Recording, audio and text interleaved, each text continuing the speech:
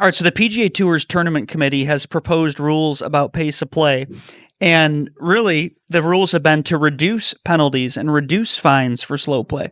How does that make any sense? I So, mean, I just, people complain about it. Players complain about it. It's a huge issue. I yeah, don't know how you're trying to well, pace, almost it is. encourage guys to keep taking their time and have 5.5, 6 hour rounds. It's crazy. I think pace of play is a huge issue, but some of the rules, most notably, that are being proposed is reduced fines. So the fine for bad times, guys get put on the clock. Right. You get timed, right? And they have these bad times stats. So the fine for bad times would decrease from $50,000 to $10,000, and for excessive shot times, it would drop from $10,000 to $5,000. Again, you have 45 seconds to hit your shot when it's your turn, which I think guys need to be ready to play anyway. Yeah. I get it. There's a lot of money on the line. All these shots are very, very important. I understand taking it seriously, and it's very serious out there on tour. Extremely serious. Almost too serious. But, I mean... Guys, loosen up. Have a vodka soda, okay? Yeah, I wish. But I hate, even when you play out casually as amateurs, nothing is worse than when it's their turn, and now... they're just getting out of their cart and they're now getting the rangefinder out and switching clubs and taking forever. It's terrible. So on tour, again, while we understand that there's more seriousness with shots, if we're in the business of now reducing and decreasing the fines for these excessive pace of play violations, I don't know if that's a good thing.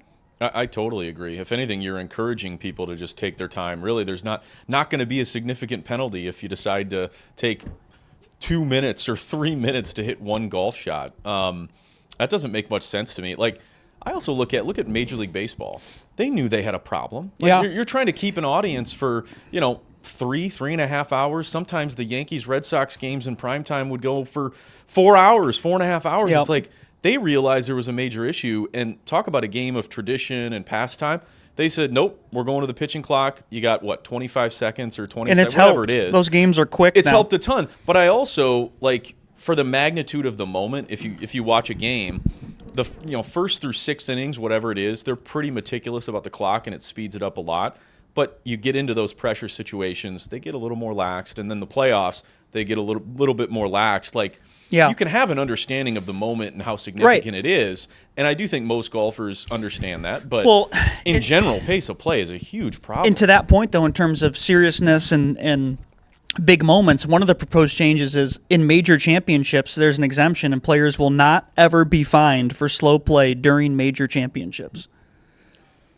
Again, how are you, if you're somebody who likes to play fast and get out there and go, how are you happy reading it? How do you agree to that? How does the players, what is it, the advisory council or whatever it's called, how do they want to do that and make that okay? Well, in majors, I think obviously that's when pace of play is the worst because, horrible. I mean, we've seen, especially at the Masters, stuff just getting backed up. And, there are guys that are taking forever. And as Brooks Koepka says, start stroking guys, if there's an issue. But on one hand, I can understand that concept of what you just said. If it's a big moment, if it's something serious, let's have, right. You know what it is? Let's have some common sense here. If we're waiting on someone, or if it's just a big shot that you have to switch clubs for, or someone's yelling in the crowd and you back off it, whatever. Like, there needs to be some common sense. Sure. And I think there generally is. Now, if it's routinely happening, then I think that if there's a guy in a major championship playing that slow, which ultimately hurts the players in the field and hurts the viewers who are trying to watch, it's tough for me in general to watch Brian Harman play. It really is, and I love him for what he's done for the U.S. teams, and he's a great player, obviously. But man, it is difficult to watch him when the camera cuts to him. Mm-hmm. When he's in the mix in these majors, it almost gives me anxiety just watching him over the ball, much like it does with Cantlay sometimes. Right. Yeah, well, for sure. I would also say too, though, the major championships, especially now, with so many players that left to go to live, and the PGA Tour has signature events, but then they have lower level events, blah blah blah. The major championships are really, those are your premier, those are your Super Bowls every single year, and those are the times where you can get a different audience. You can reel in people that maybe aren't all that interested in golf. So if that's the case, why are you almost encouraging things that are bad for viewership and bad for ratings and bad for growing the game? Like, again, I think geeky golf fans, I'm going to watch every single major. I'm probably going to have it pulled up multiple angles, watch it from start to finish. But if you're trying to get the average golf fan to just watch the final round on a Sunday, it doesn't help when Brian Harman's not going to be penalized for doing 26 waggles. Like, you're not growing the game doing that. Yeah. You're really not. Well, and what a lot of guys have done over the years, and this has been said publicly in interviews, by multiple people, and honestly in conversations I've privately had with people who have played on tour, what a lot of guys will do is if they are upset with how the pace is going with their playing partner, they will intentionally slow down so they're put on the clock. Yeah. I'm going to slow down. I'm going to take my time. I'm going to go to the bathroom. I'm going to make the rules official come out here and put us on the clock, because now if we're put on the clock, now we're going. And now you're playing. You have to play fast. Yeah, I love that. I think that's happened a lot. Brooks Koepka said that he's done that before. Yeah. And it's, if guys are taking forever like that, and it's to the point where, like, come on, it's got to get just mind numbing out there sometimes for these guys. I just don't know how. Because you took an extra minute or 45 seconds or whatever, I don't know how these guys think I'm just going to hit such a better shot if I really envision it 3 times, or if I do 2 practice swings and a step back and adjust the sleeve on your shirt and step into the ball. I mean, like, how do these guys think that you're just going to hit such a better shot by doing that? And there's actually a lot of studies out there that have been done that the quicker you hit it after you step over the ball, especially with putting and off the tee, you actually hit it better. You shouldn't be thinking over, especially once you step over the ball, you really shouldn't be thinking too much and adjusting your grip and just waiting and letting those thoughts in your head. You need to get up there and hit. Well, I mean, I'll even use myself as an example, certainly not even close to being a professional, but a decent golfer who loves to play. My best rounds, and when I can find a rhythm, are always 3 hours. Yeah. No one else is on the course. Yep. Maybe you're first off and you're flying. Maybe it's the middle of the day if you're fortunate enough to get out on a Wednesday afternoon and no one's out there. Those are the best rounds. Playing 3 hours, 2 hours, 45 minutes, and you just see ball, hit ball, see ball. I mean, it's just I love that. Or when you're chasing the sunset, and it's getting dark, and you have to, I want to finish 18. That's some of my best golf. Mm-hmm. And that's the same type of thing. Another one, updated definition of quote unquote out of position. So the criteria will now account for situations where a group is on a par 3 hole while the group ahead is still on the tee of the next hole. So basically, my interpretation of that is, of course, it's much quicker to play a par 3 hole, especially those guys that aren't missing greens. Yeah. So if they're playing a par 3 and the group ahead is still on the tee box, basically they're saying is the group ahead needs to already be off the tee box. So when the group on the par 3 gets to the tee on the next hole, they're able to hit and not be waiting after you just played a par 3. Okay. I guess is how I'd interpret. I'll read it again. Was this really a huge issue? I don't. The criteria will now account for situations where a group is on a par 3 hole while the group ahead is still on the tee of the next hole.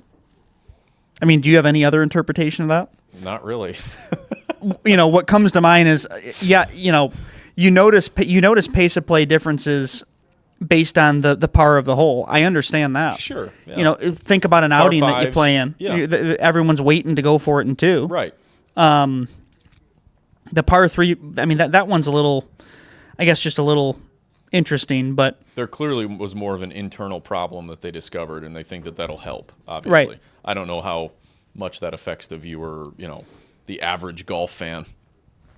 So how they describe it in more detail, too, is that, moreover, there's been an amendment to the definition of out of position. It will now recognize the fact that if a group is on a par 3 and the players in front are still on the tee of the next hole, they are still in a good position. And maybe, I guess, previously, like I said, they aren't. But anyway, number 4, the new average stroke time policy.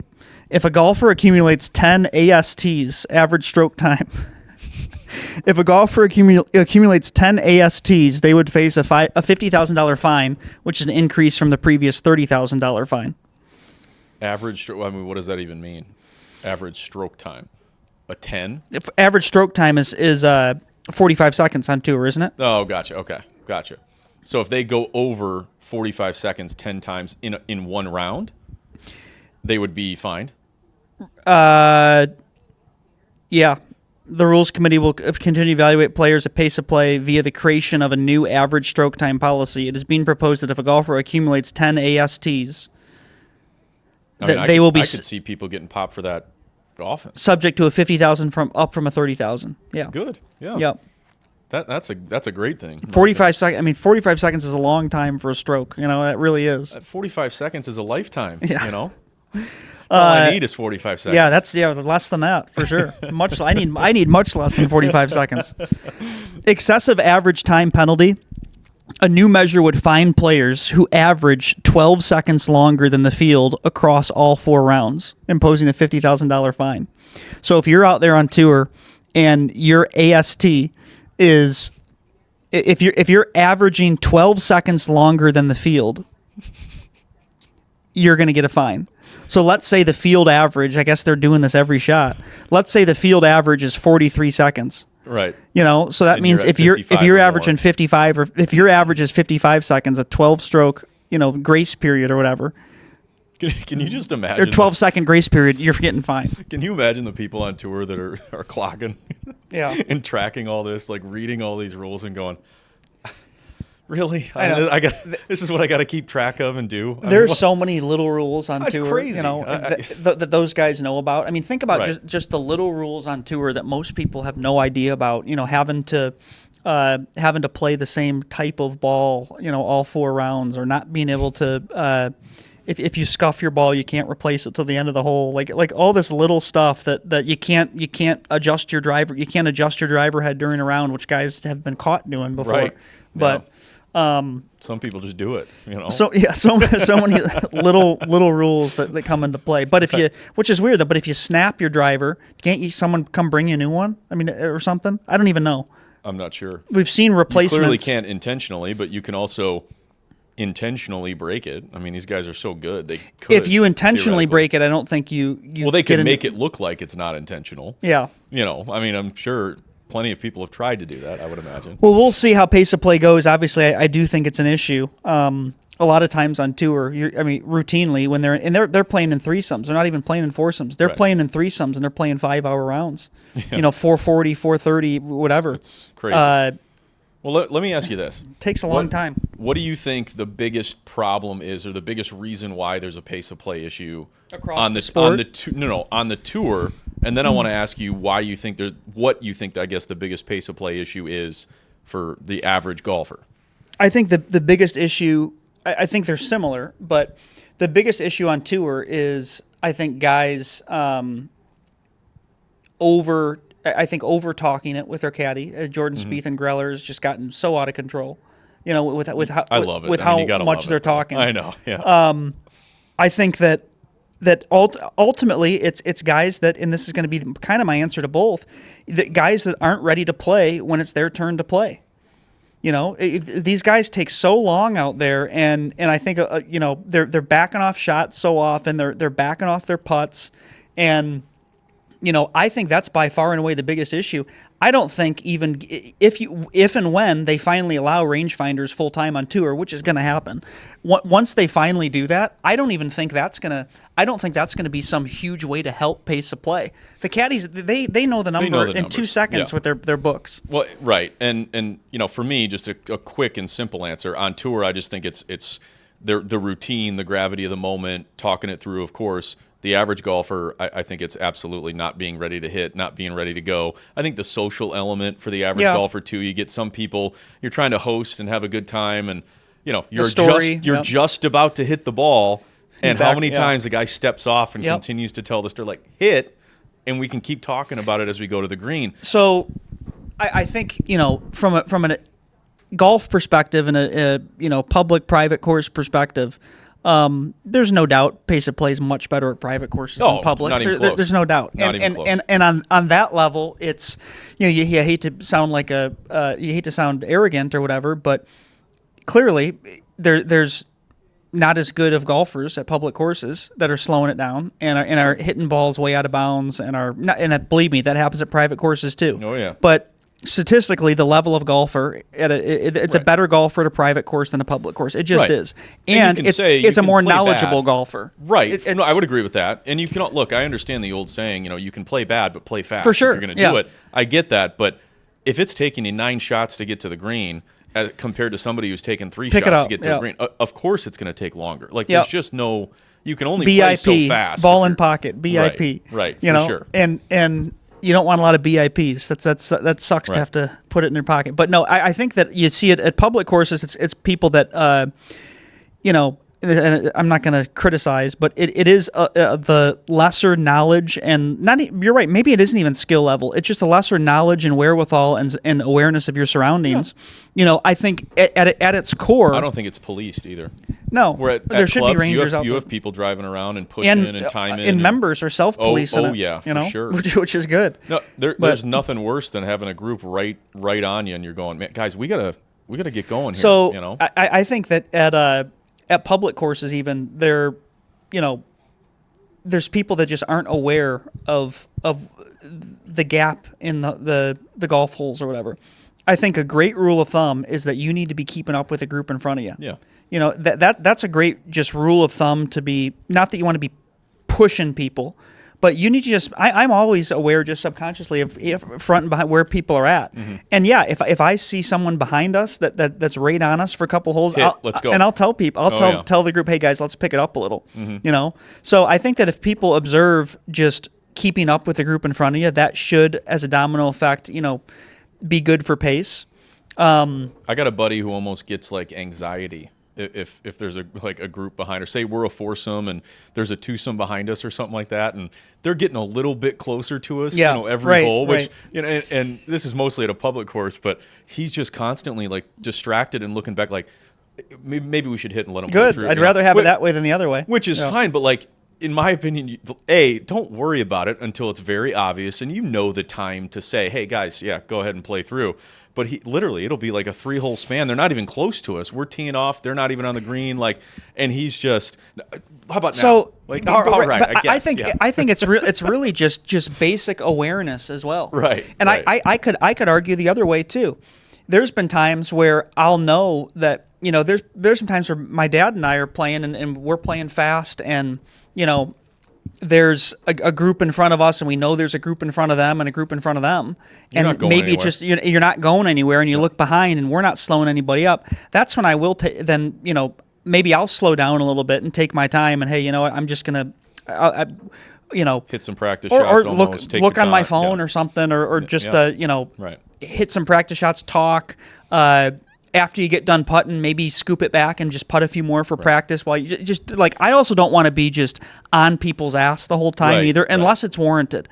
If it's warranted where people are playing slow, I'll get on their ass all the entire round. For sure. But if it's clearly backed up and we're not going anywhere, and especially if it's a twosome in front of us and you're playing in a twosome, I don't want to go up there and hey, do you want to just play together? I'd rather just chill. No, I agree. I think. In those situations, I always just spend more time on the putts and the chips and the bunker shots, and because ordinarily you're getting up there, clean your ball, look at the line, putt.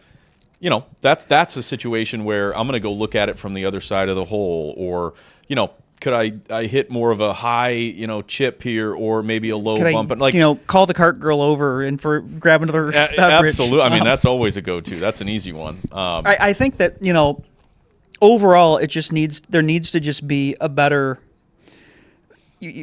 From a technical standpoint, people aren't ready to play, and people need to keep up with the group in front of them. Be my two biggest things. I think it's much more important than rangefinders. I think it's much more important than the line on the golf ball that some people, and I get it. Some people have an issue with people are lining it up too much on the green or whatever. Sure. Talking on the tee box. There's a million reasons that people give. But I think that on a very, very high level as well, it's an issue of golf awareness. And you know what?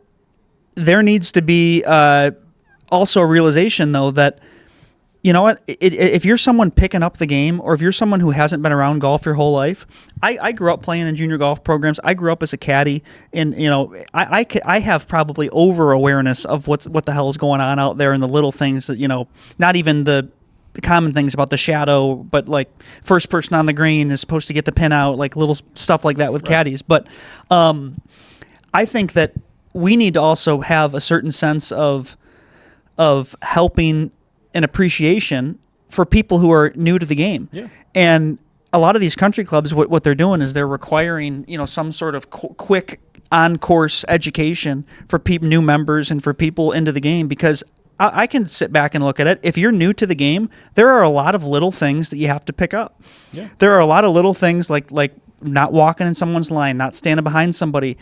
Think about even stuff like where to park the cart. Oh, yeah. Where Wrap to it all the way around the green, so when you're done, you walk off the green, not back and through and all around. that slows down pace. Yeah, when we played Crystal Downs, they have a great stat about, if the average golfer takes an extra 5 seconds per shot, it slows the round down by like 40 minutes or something. Well, it's that's crazy, the other thing too, is tee times from 8 a.m. to noon. The peak times. I mean, you get one bad group or two bad groups, it throws off pace of play for the entire day.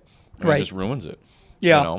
That's the other thing too, is if you are more of a beginner golfer, like I'll take the kids out at 7:30 at night and play a couple holes, and it's very, I think if you're really truly that beginner golfer and you want to actually go on the course and try and improve, you probably should have the awareness to play later, maybe do some twilight, 9 holes at a time, not 18. So self-awareness. it's twofold. Like I would encourage people to really, try to get used to awareness items like that. But I totally agree with the country club model, though, of there should be some sort of class or instruction for new members in a positive way to just teach them about what's going on. Because, if you didn't grow up around it, or if you're not a regular player, there's stuff that you just won't know. Boy, do we sound like we're just on our high horse preaching right now. No, no, you're 100% I mean it, I'm trying to say it in a nice way, where you want to help people get used to it. It can be very frustrating out there for people that are starting up where, you probably don't, you don't know where to park the cart. You don't know how to properly rake the bunker. You don't enter the bunker from the lowest point, stuff like that. Right. And then the other side of it is people say, oh, well, I'm paying for this round, so I can take as long as. I don't like that either. I can't stand that. Nonetheless, we can't have selfish people out there. We're all trying to, play the game, enjoy the game. We all got to be on the same page. Yeah, absolutely. Yeah. But great discussion on pace of play. We'll see what the tour does, and obviously we'll get these courses, around here in order with pace of play. And give us your thoughts, please, in the comments.